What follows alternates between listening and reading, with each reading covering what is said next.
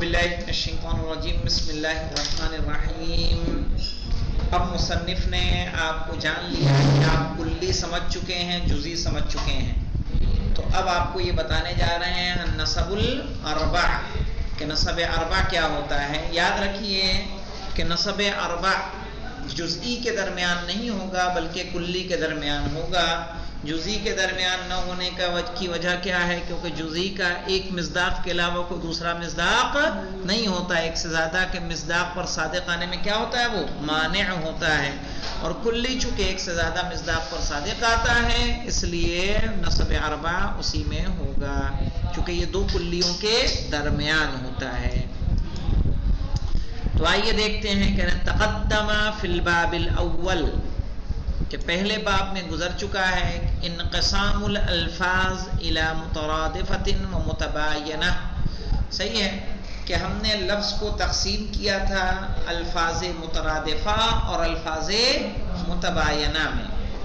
والمقصود بالتباین هناك التباین بحسب المفہوم، کہہ رہے وہاں جو تباین سے مقصود تھا، والمقصود بالتباین، اور تباین سے مقصد ہناکا وہاں پر، یعنی جو ہم نے باب اول میں پڑھا تھا التباین بحسب المفہوم، وہاں تباین کس اعتبار سے تھا؟ مفہوم کے اعتبار سے۔ ای ان معانیہا متغایرہ، یعنی کہ اس کے معنی کیا ہیں؟ الگ ہیں۔ وَهُنَا سَنَذْكُرُ أَنَّ مِن جُمْلَةِ النَّسَبِ التَّبَايُنِ، اور یہاں ہم ذکر کریں گے کہ نسب یعنی تمام انساب میں سے، تمام نسب اربع میں سے ایک نسبت کس کی ہے؟ تباین کی ہے۔ والمقصود به التباین بحسب المصداق، یہاں لیکن جو تباین ہوگا وہ تباین کس اعتبار سے ہوگا؟ مصداق کے اعتبار سے ہوگا۔ یعنی جب ہم نے ترادف و تباین میں ہم نے پڑھا تھا کہ الفاظ مترادف ہوتے ہیں یا متباین ہوتے ہیں، تو وہاں تباین کس اعتبار سے تھا؟ مفہوم اور معانی کے اعتبار سے تھا۔ لیکن جب ہم نسب اربع میں تباین کو پڑھیں گے تو نسب اربع میں تباین کس اعتبار سے ہوگا؟ مصداق کے اعتبار سے ہوگا۔ فما كنا نصطلح علیہ هناك بالمتباینہ، فما كنا نصطلح علیہ هناك بالمتباینہ، صحیح ہے؟ تو جو ہم اصطلاح بیان کر رہے تھے وہاں پر کس کی؟ متباین کی۔ هنا نقسم النسبة بینها الى 4 اقسام، تو یہاں ہم تقسیم کریں گے نسبت کی کتنی قسموں میں؟ 4 قسموں میں۔ وقسم منها المتباینہ، ان میں سے ایک قسم کون سی ہوگی؟ متباین کی ہوگی۔ لاختلاف الجہة المقصودة فی البحثین، اس لیے کہ دونوں بحثوں میں، وہاں جو ہم نے مترادف کی اور تباین کی تقسیم کی تھی اور یہاں جو تقسیم ہوگی، دونوں بحثوں میں کیا ہے؟ اختلاف پایا جاتا ہے، دونوں بحثوں کا مطلب الگ ہے۔ فَإِنَّا كُنَّا نَتَكَلَّمُ هُنَاكَ عَنْ تَقْسِيمِ الْأَلْفَاظِ بِالْقِيَاسِ إِلَى تَعَدُّدِ الْمَعْنَى وَاتِّحَادِهِ۔ فَإِنَّا كُنَّا نَتَكَلَّمُ هُنَاكَ، تو جب ہم نے لفظ کی تقسیم کی تھی مترادف اور متباین میں، تو ہم وہاں بات کر رہے تھے ان تقسیم الالفاظ، لفظ کی تقسیم کو، بالقیاس الی تعدد المعنی، صحیح ہے؟ معنی کے تعدد کے اعتبار سے کہ کس لفظ کے کیا ہیں؟ متعدد معنی ہیں، وہ اتحادی، اور کس کے معنی کیا ہیں؟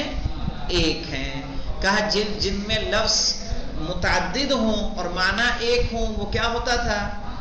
مترادف، اور جس کے لفظ متعدد ہوں اور معنی بھی متعدد ہوں اسے کیا کہیں گے؟ متباین کہیں گے۔ تو وہاں ہمارا اما ہونا، تو یہاں کیا ہے بھائی؟ وہاں یہ تھا تو کہ اما ہونا فالکلام عن النسبت بین المعانی، کہہ رہے یہاں پہ ایک بات جو ہماری ہے وہ معانی کے درمیان نسبت کی ہے، باعتبار اجتماعہما فی المصداق وعدمہ، کہ مصداق کے اندر وہ جمع ہوتے ہیں یا جمع نہیں ہوتے، یعنی دو کلی ہمارے سامنے ہوں، دو معنی ہمارے سامنے ہوں، جن کے مصادیق اگر جمع ہوتے ہیں، صحیح ہے، تو تساوی جمع نہیں ہوتے تو ان کی کیا صورتیں بنیں گی؟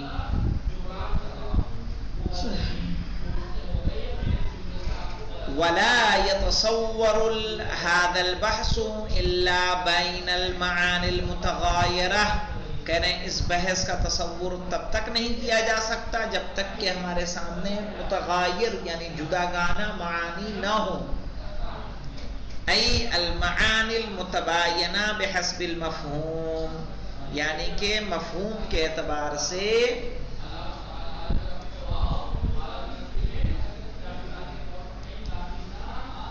ای المعانی المتباینہ بحسب المفہوم، یعنی مفہوم کے اعتبار سے ان میں کیا پایا جائے مولانا؟ معنی کے درمیان تباین پایا جائے. اذ لا يتصور فرض النسبہ بین المفہوم ونفسہ، صحیح ہے، اذ لا يتصور فرض النسبہ، اس لیے کہ نسبت میں فرض نہیں کیا جا سکتا بین المفہوم ونفسہ، ایک مفہوم اور دوسرے مفہوم میں کیا کوئی نسبت تصور نہیں کی جا سکتی.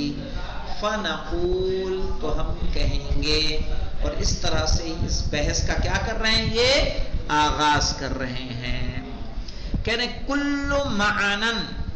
معنن اذا نسب الى معنن آخر، کہہ رہے ہیں ہر معنی جب اس کی نسبت دی جائے دوسرے معنی کی طرف، یغائرہ ویباینہ مفہوما، تو یہ والا معنی دوسرے والا معنی سے کیا ہوگا؟ مفہوم کے اعتبار سے مغایر ہوگا، یعنی الگ ہوگا.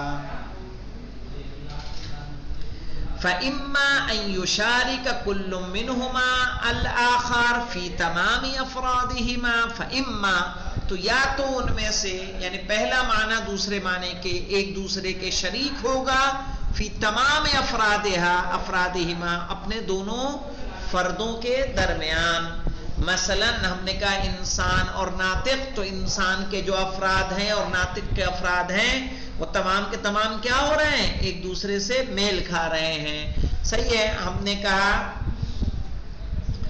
کہ فَإِمَّا أَن يُشَارِكَ كُلٌّ مِّنْهُمَا، جب ایک معنی کو دوسرے معنی سے نسبت دیں گے تو یا تو وہ دونوں شریک ہوں گے ایک دوسرے کے افراد میں، فَهُمَا الْمُتَسَاوِيَانِ، تو جب شریک ہوں گے کہ اس کے افراد اور اس کے افراد دونوں برابر ہیں تو وہ کیا کہلائے گا مولانا؟ متساویان کہلائیں گے.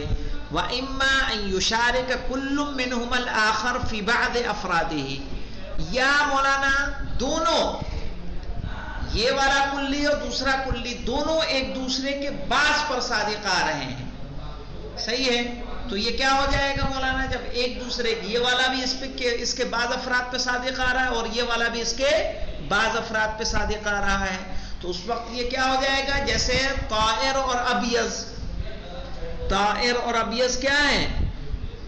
بعض الابیض طائر و بعض الطائر ابیض. صحیح ہے. دونوں ایک دوسرے کے بعض پہ صادق آ رہے ہیں. کہہ رہے ہیں وَهُمَا اللَّذَانِ بَيْنَهُمَا نِسْبَةُ الْعُمُومِ وَالْخُصُوصِ مِنْ وَجْهٍ، کہہ رہے ہیں یہ وہ دونوں ہوں گے کہ جن کے درمیان کون سی نسبت پائی جائے گی؟ عموم خصوص من وجہ کی پائی جائے گی. پھر دیکھیے آگے کیا کہہ رہے ہیں، وَإِمَّا أَن يُشَارِكَ أَحَدُهُمَا الْآخَرَ فِي جَمِيعِ أَفْرَادِهِ دُونَ الْعَكْسِ، یا تو ایسے شریک ہوں گے کہ پہلا والا دوسرے کے تمام افراد پہ شریک، یعنی تمام افراد پہ کیا ہو؟ صادق آ رہا ہو. دون العکس، یعنی جو دوسرا والا ہے وہ پہلے والے کے تمام پہ صادق نہ آ رہا ہو. دون العکس سے سمجھ میں آیا مولانا؟ اگر ایسا ہوگا کہ ایک کلی دوسرے کلی کے تمام مصادیق پر صادق آ رہا ہے اور دوسرا والا نہیں صادق آ رہا ہے، صرف کچھ پہ آ رہا ہے، کہہ رہے وَهُمَا اللَّذَانِ بَيْنَهُمَا نِسْبَةُ الْعُمُومِ وَالْخُصُوصِ مُطْلَقًا، کہہ رہے ہیں یہ دونوں کلی ایسے ہوں گے کہ ان کے درمیان نسبت پائی جائے گی عموم خصوص مطلق کی. وَإِمَّا أَلَّا يُشَارِكَ أَحَدُهُمَا الْآخَرَ أَبَدًا، اور یا ایسے وہ دو کلی ہوں گے کہ پہلا والا دوسرے والے پر بالکل صادق نہ آ رہا ہو. وَهُمَا الْمُتَبَايَنَانِ، تب وہ کیا ہو جائیں گے؟ متباینان ہو جائیں گے. فالنسب بین المفاہیم اربع، تو کہہ رہے ہیں مفہوم کے درمیان نسبتیں کتنی پائی جائیں گی؟ 4 پائی جائیں گی. التساوی والعموم والخصوص مطلقان، تساوی ہوگا ایک، والعموم والخصوص مطلق ہوگا، والعموم والخصوص من وجہ ہوگا، والتباین ہوگا.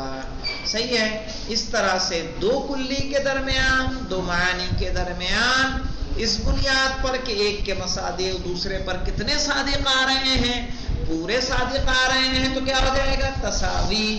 دونوں ایک دوسرے کے پاس پہ صادق آ رہے ہیں تو عموم خصوص من وجہ، اور ایک دوسرے پر پورا صادق آ رہا ہے لیکن دوسرا پورے پر صادق نہیں آ رہا ہے تو اس کو کہیں گے مطلق. اور اگر پہلا دوسرے پر بالکل صادق نہیں آ رہا ہے تو اس کو کہا جائے گا تباین. اب انشاءاللہ اس کی جو ہے تفصیلی بحث کل سے شروع کریں گے. الحمدللہ رب العالمین.